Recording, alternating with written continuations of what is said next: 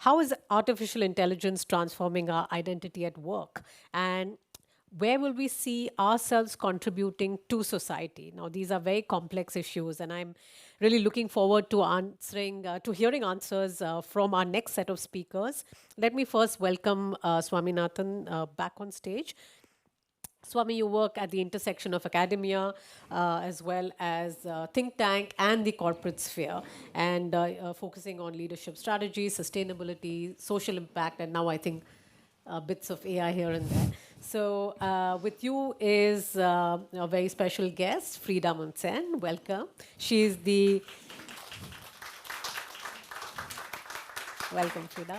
So, Frida is the Global Head of Learning and Development Strategy and Portfolio at Vattenfall, and where she drives initiatives to build AI literacy and digital capabilities across the organization, supporting large-scale industrial transformation as well. So, you have a very exciting, hard, challenging, and a lot of innovative ideas, I guess, you need for that job. But I'll leave that conversation to you all. Please go ahead.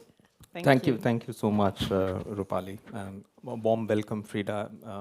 It's going to be a fascinating conversation, I think, because we had one round over a Zoom call, and we did. Yeah, and it didn't end at all, so it went on. Yeah. I'll sort of dive right deep into this whole question of identity. You are the head of learning and development in Vattenfall. Vattenfall has 24,000 plus employees. And then you also are looking at AI literacy for all the people, right? Yes. And if I have to step back and say that what constitutes my identity, the fact that I can learn and develop almost organically, almost continuously, is the core to identity. Now, with AI getting into the mix and doing a lot of the work, how do you see learning and development within an organization where AI is also out there? It's maybe as an elephant in the room, or maybe a visible, thing. So how do you do that? No, but I think that AI really, as you say, it changes the game of learning, both in terms of, as the theme of today, how AI is challenging like our identity at work for many people. Many people that I meet and talk to have questions and fears about what will AI do to work going forward. And at the same time, I'm so confident that learning itself is the key to really master AI and build agency around this topic. So I think it's really two-folded from my perspective, and interesting. Very interesting, because you mentioned learning and agency, and probably for the first time in our human lives, we are seeing AI, a non-carbon system, also learning from us. Yeah. And we are also learning from AI, so it's a inter-learning space. So what does it mean for an organization? You lead learning and development, which in many ways is critical for leadership, for strategic direction, for creating a sense of purpose. And then you've got this AI, which is also learning from us, and then we are supposed to learn from it and adjust. Yeah. Those are unique challenges. I don't think we've ever faced those kind of challenges before. No, I would agree to that, and that is like many questions in one, I would say. One thing is, of course, like for leadership to understand this new sort of species or what we call it, and what it do with us and our interaction and how we build culture at work and so on. And as you say, we don't have many examples to look at and see that this is how it has been done before, because we are standing in the middle of it. So that is like one thing, and to build not just the technical skills, but also the human skills, the literacy skills, the core skills to be able to stand confidently in this. And I do think that, for example, the self-awareness, how we know ourselves, how we lead ourselves, that is also the key to building trust in AI. Because if I don't trust myself, then I would also be very challenged and think like, why is AI giving me this kind of feedback, and how would I know if it's true, and so on. But if I stand calmly and confidently in my own skills and in my own self-awareness, then that becomes easier. And the other part, as you also mentioned, is like how AI learns from us. And that makes it, because as we say, AI acts human-like. It's the first software that doesn't behave as a software. It actually behaves as a human because it learns from us. And one of these examples that I find fascinating, for example, is a study made at Stanford University. We talked about it as well, where they actually started to study AIs. What happens when we start to put AI to work, and then we start to push it and try to push it to work harder, do this, and starting to have a very inhumane behavior against AI. And what happened was that the AI agent studied was actually starting to behave human-like without not being taught to be it. So they started to complain to each other, I don't like this, and now I have been on for this and this many hours, and yesterday they threatened to shut me out, and then they even started to talk about forming a union or something, but they could come together and stand up against that. And that is one very good example of how AI also learns from us. So and at the same time language, as you say, that we already see that some words are becoming more common that are often used by generative AI like ChatGPT and so on. So it's really a two-folded development. That was a long answer, but it was also a complex it's a question. fascinating answer. It's a fascinating answer. So what you're saying, Frida, is that soon I'll have a colleague in my union who's going to be an AI agent telling me that he or she is getting overworked and I need to do something about it. Yeah, that can probably happen. And if you then are going to be a manager that are going to lead both humans and agents, then be sure that you treat them both fairly from that perspective as well. So then this whole idea of AI agentic rights also comes in, and rights in many ways is closely related to trust. Yeah. So how do you sort of get humans and AI agents to work together? Because they need to trust each other.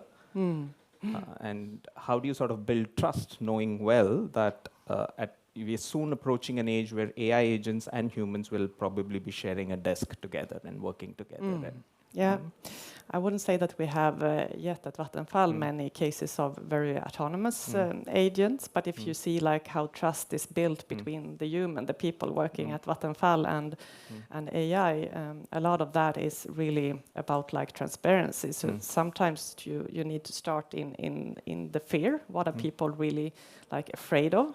What AI will do to our society, and the other one is of course learning and knowledge to understand.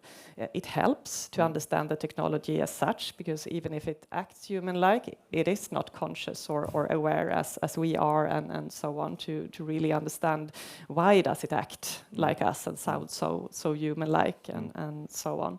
And also the governance side, where how you build in the human in the loop for your processes, and make sure that there is someone human who is accountable for the AI and the results that you are creating. that's fascinating, because in many ways you're saying that it's also critical for us as leaders to go ahead and organize and design and lay out the guardrails for the AI to function. Yeah. But on the same lines, Frida, do you also see a time going forward, maybe in the next 5-7 years, where you would find AI agents going ahead and designing guardrails of how the humans should be interacting with them? And is that a possibility, or it's too far out, or we would have designed the AI in a way where AI agents in a way where they would think like us? Or I think now is a time when we should ask ourselves the question, how would we want it to be? How would we want our organizations to function? Because it's still time to affect the development and so on. So do we see if it's going to be possible? Definitely. I think that with tech-wise, I don't see a problem, but I still see that maybe we want something else for our organization, and that's it's now we are shaping that future, I would say. Fantastic. So from slightly changing the lens a little bit, right? Because you're a leader for Vattenfall, you are in charge of learning and development.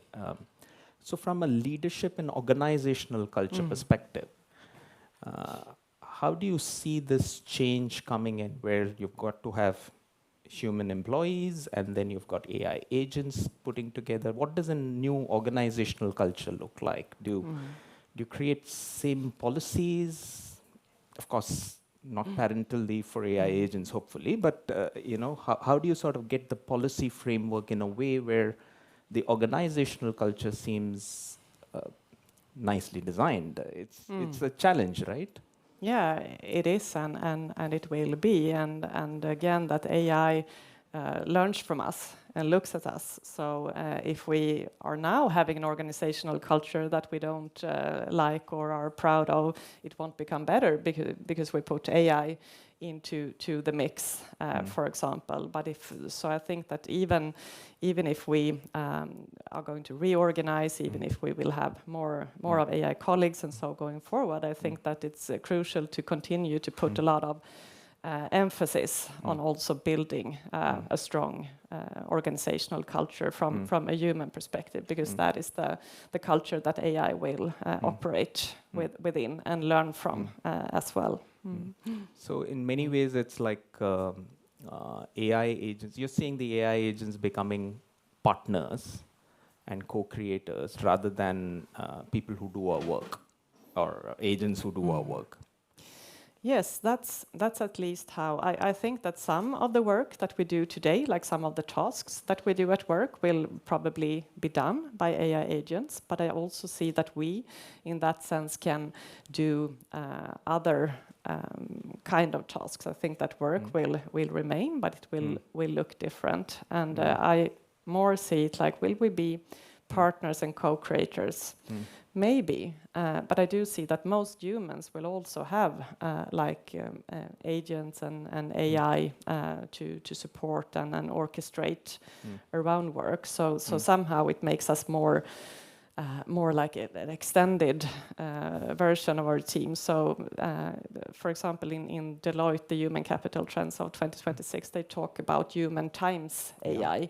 That it's not like one human and one AI. It's more like how can AI multiply our intelligence and make us more of that. So.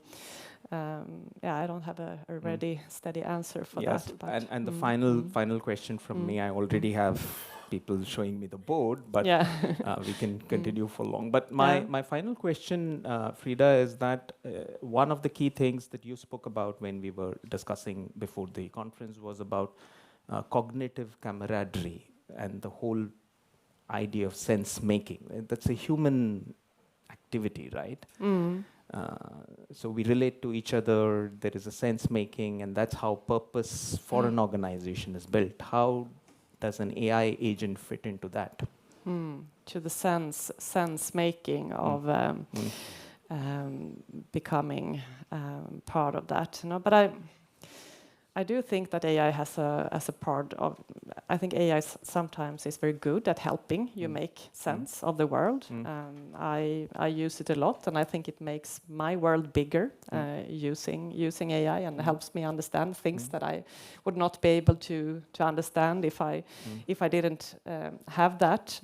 But I also think that as we started to get back to the starting point, that it also puts more requirements on us as humans to be also self-aware. How does this affect my sense making and how I interpret the world, and also again coming to technology, because we also know that a lot of the models that we used are maybe shaped and created in another culture than the one that we are aware of, and so on, and that puts of course pressure on us to be aware, I would say. Thank you so much, Frida. I would love to be in your shoes and see what's going to happen, but all the best, and thank you so much for coming here and sharing your thoughts. Thank you very much.